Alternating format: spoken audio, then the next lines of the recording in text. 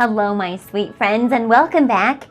Now, I know that you have worked so hard on making cookies, candies, treats for your friends, families, and neighbors for the holidays.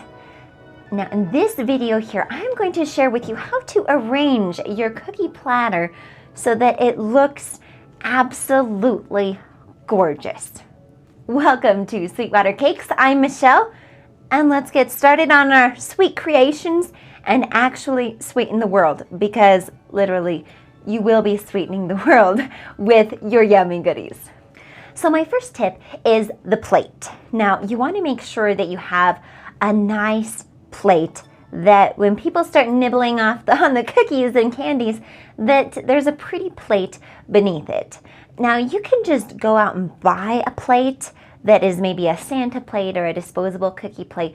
But what I really like to do is actually take a cake circle, a cardboard circle, and put a nice doily on the top.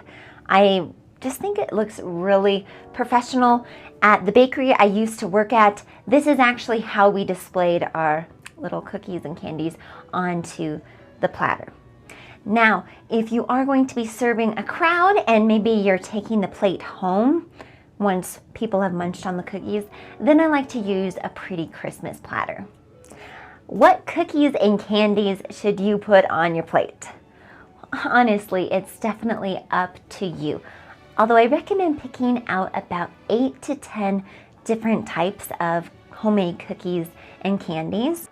And here are 4 tips on those cookies and candies. First, make sure that they don't need any type of refrigeration, because you're handing out cookie platters. People aren't going to naturally put a cookie platter into the refrigerator.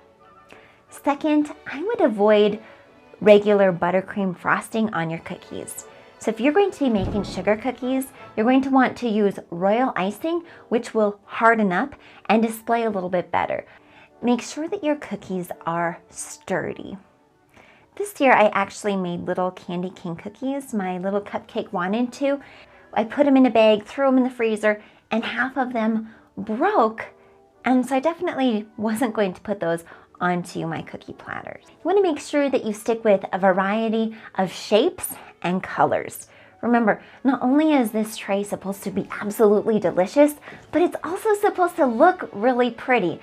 And so I like to have just the variety of shapes and colors on my cookie platter so that it looks just appealing and nice. It actually took me a couple of weeks to make all of these cookies, right? I'm one person, I can't make all of these cookies in one night. And so I started about 3 weeks ago, and I made a batch of cookies, froze them. The little Mexican wedding balls were the first ones I made. They freeze really well. So figure out which of your cookies freeze well and then freeze them so that when you put them on your cookie platter, you won't have to make all your cookies in one night. Now for arranging your cookies on the platter. Start with the bigger ones in the back, and then fill it in the medium ones in the middle, and then your smaller ones, or your cookies that have the shapes and the designs, put those ones in the front so that people can see those ones a little bit better. Here's actually a trick. Peanut brittle kind of slides around. I like to put peanut brittle in the middle so that there are cookies surrounding it so that it won't slide around. Store-bought candy.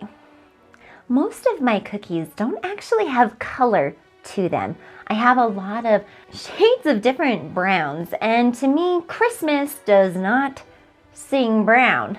So what I like to do is add little tiny store-bought candies just as a pop of color, and even just a quick little treat for people as they enjoy their cookie platter. I really enjoy using candies such as M&Ms, Rolos, Cadbury snowballs, and again, it just adds a really nice variety to my cookie platter.